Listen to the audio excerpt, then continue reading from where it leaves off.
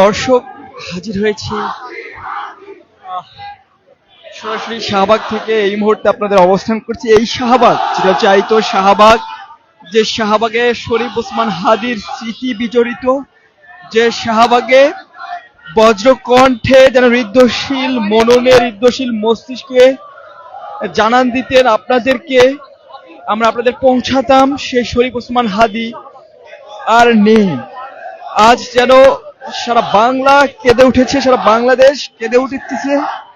এই শাহবাগে শরীফ ওসমান হাদি আসলে দাঁড়াতেন হৃদয়শীল মননে, আপনাদেরকে বজ্রকণ্ঠে শোনাতেন তার কথাগুলো, যে কথাগুলো সারা বাংলাদেশের হৃদয় ছুঁয়ে যেত।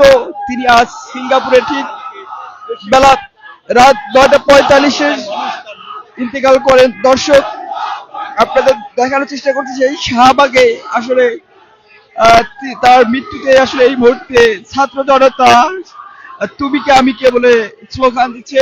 আপনাদের একটু জানিয়ে রাখতে চাই দর্শক, এই শাহবাগে কিন্তু আসলে ঠিক শরীফ ওসমান হাদি কিছুদিন আগেও আসলে তিনি দাঁড়িয়ে দাঁড়িয়ে তিনি তার বক্তব্য প্রদান করতেন।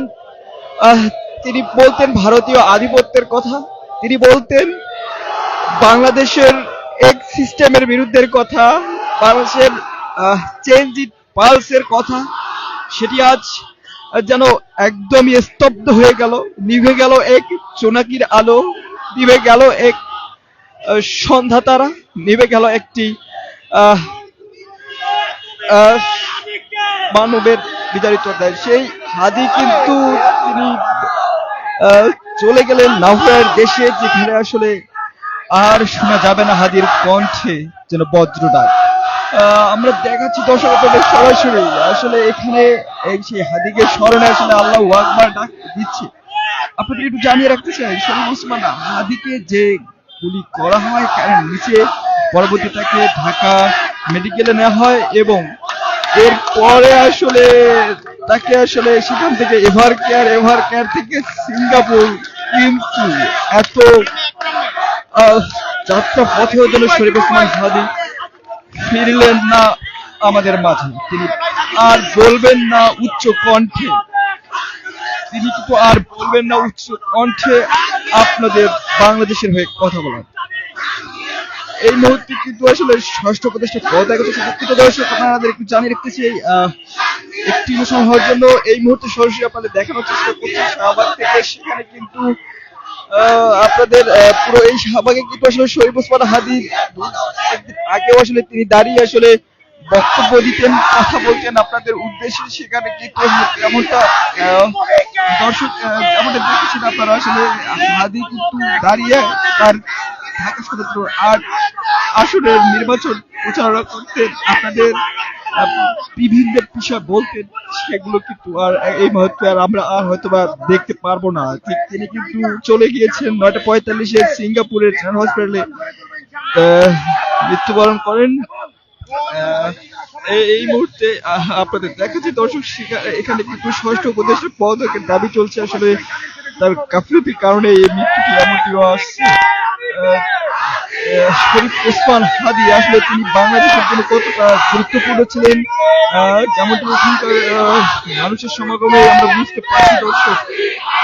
হাদির নাম নিয়ে আসলে তিনি কে আমি কে হাদি বলে স্লোগানে মুখরিত করছেন এই জায়গাটি। আপনাদের একটু জানিয়ে রাখি 9:45 সেই মৃত্যুবরণ করেন। আসলে এরপরে আসলে ভারতের যে আধিপত্য, আসলে সে আধিপত্যের বিরুদ্ধে কিন্তু সবসময় শরীফ ওসমান হাদি সোচ্চার ছিলেন। তিনি কিন্তু আসলে তার বিশ্লেষণ ধর্মী কথাবার্তায় আসলে বাংলাদেশের মানুষের হৃদয়ে ছুঁয়ে গিয়েছিলেন। সেই জায়গা থেকে আসলে বাংলাদেশের মানুষ তাকে আসলে এতটাই হৃদয় ছুঁয়ে গিয়েছিলেন যে সেই জায়গায় আসলে তাকে আসলে মানুষ মনে ধরেছিলেন। এবং তিনি আসলে ঢাকা বিশ্ববিদ্যালয়ের শিক্ষার্থী ছিলেন। আসলে এই যে তার জার্নিটা আসলে এই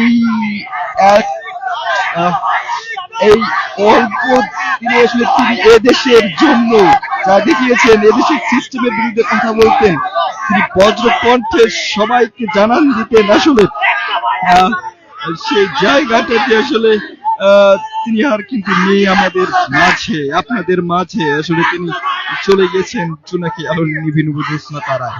তিনি হারিয়ে গেলেন আমাদের মাঝে থেকে, যেন আর তিনি ফিরবেন না আমাদের মাঝে, আর আসবেন না শাহবাগে, আর শাহবাগে তার বজ্রকণ্ঠে আমরা শুনবো না তার সেই চিরচারিত কণ্ঠধ্বনি, বজ্রধ্বনি। আর তিনি কিন্তু চলে গিয়েছেন দর্শক।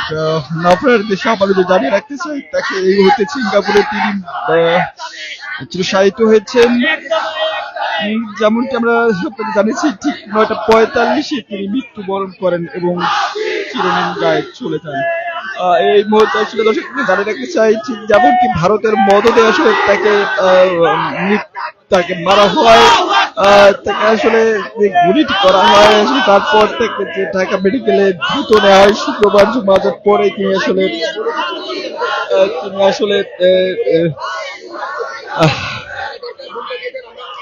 আমাদের দাবিটা এখনই বলে দিব। দর্শক এই মুহূর্তে আপনাদের সরাসরি একটু দেখেন আমাদের কাছে কি দাবিগুলো একটু বলছি। দেখেন আজকে আজকে এখানে যারা আসছে তাদের একটাই দাবি যে 3 উপদেষ্টা, স্বরাষ্ট্র উপদেষ্টা, আইন উপদেষ্টা এবং নিরাপত্তা উপদেষ্টার পদত্যাগ ব্যতীত আমরা রাস্তা থেকে সরব না। সেজন্য এই ছাত্র জনতাকে সাথে নিয়ে আমরা মঞ্চ 24 এবং জুলাইকে প্রতিনিধি সংগঠন রাজপথে থাকবো যতক্ষণ পর্যন্ত এই উপদেষ্টারা পদত্যাগ করে।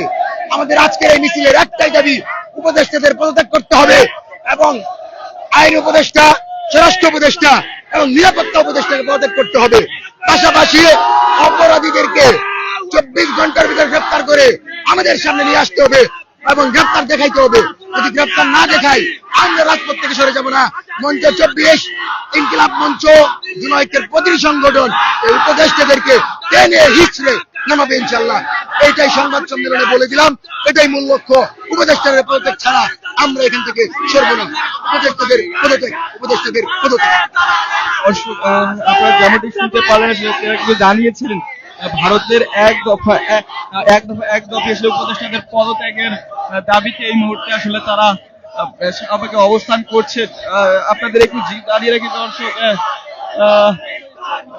শরীফ ওসমান হাদি কিন্তু আর নেই। আপনারা দেখছেন আসলে শাহবাগে তারা ঘুরছেন। শরীফ ওসমান হাদি এর মৃত্যুতে আসলে এই মুহূর্তে ছাত্র জনতা উত্তাল হয়েছে। ঠিক শাহবাগ মোড় থেকে এই মুহূর্তে তারা এগিয়ে যাচ্ছেন, বজ্র কণ্ঠে যেন পায়ের সেই আওয়াজ তুলে, যেন প্রত্যেকটি আওয়াজের আওয়াজ যেন উঠে আছে সে শরীফ ওসমান হাদির কণ্ঠে। যেন তিনি বলে গিয়েছিলেন, এক শরীফ ওসমান হাদি চলে গেলে প্রতি ঘরে ঘরে আসলে শরীফ ওসমান হাদি রয়েছে। যেমনটি আসলে তারা ছাত্র জনতা বলে আসলে দর্শক, শরীফ ওসমান হাদি শুধু একজন না, তিনি পাড়া মহল্লায় সব জায়গায় তারা কিন্তু এই মুহূর্তে এগিয়ে আছেন। সরাসরি আপনাদের দেখানোর চেষ্টা করছি। ঠিক এই মুহূর্তে যে আমরা একটু আপনাদের দেখাতে চাই দর্শক, মিছিলটি কিন্তু এগিয়ে যাচ্ছে। ঠিক তুমি কে আমি কে হাদি হাদি বলে আপনাদের একটু এগিয়ে দেখতেছে। আবারও দর্শক ঠিক 9:45 বাংলাদেশের সেই চিরচারিত বজ্র কণ্ঠের নায়ক, হৃদয়শীল মানব যিনি আজ আর নেই, তিনি যেন চলে গিয়ে আসলে এদেশের মানুষকে কাঁদিয়ে গেলেন। তিনি যেন এদেশের ছাত্র সমাজের চোখের মণি ছিলেন। শুধু ছাত্র সমাজই নয়, তিনি ছিলেন এই বাংলার দেশের প্রত্যেকের। এই মুহূর্তে আসলে দর্শক তারা কিন্তু এই দিক থেকে ঘুরে যাচ্ছে। দর্শক অবস্থা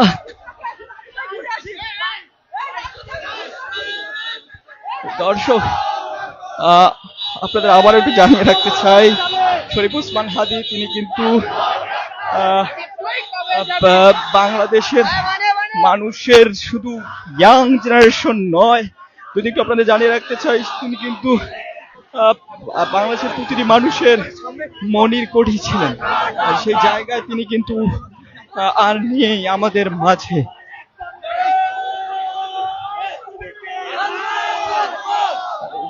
দেখছেন, আপনাদের একটু জানিয়ে রাখতে চাই, শাহবাগ মোড়ে কিন্তু ছাত্র জনতার বিক্ষিপ্ত ছাত্র জনতা কিন্তু এই মুহূর্তে বাংলাদেশ জাদুঘরের সামনে আসলে তারা জড়ো হচ্ছেন।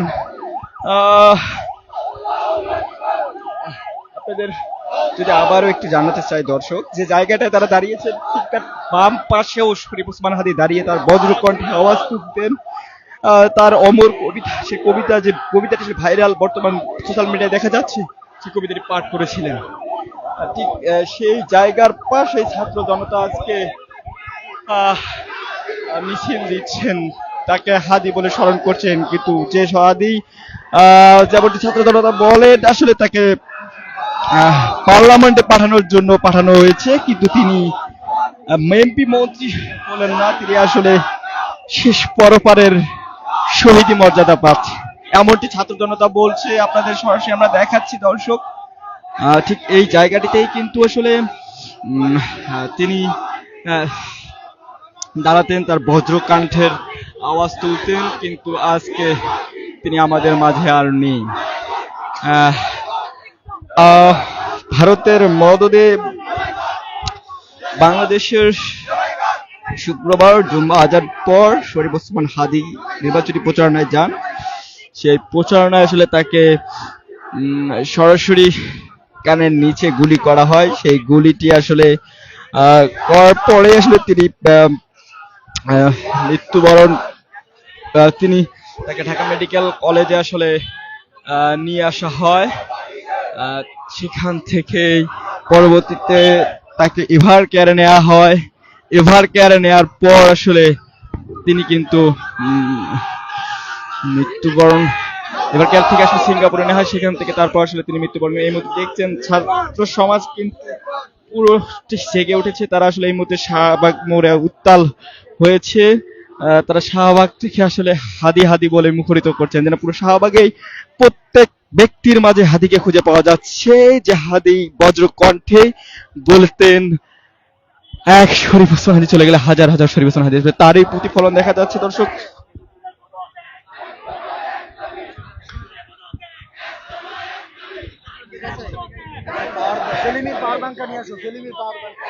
আপনাদের সরাসরি দেখানোর চেষ্টা করছি দর্শক। এই মুহূর্তে শাহবাগ অবস্থান করছি, সেখানে কিন্তু তারা আসলে তুমি কে আমি কে হাদি হাদি বলে মুখরিত করছেন। আপনাদের যদি একটু তথ্য আমরা বলতে চাই, শরীফ ওসমান হাদী কিন্তু ঠিক রাত 9টা 45 ইন্তেকাল করেন।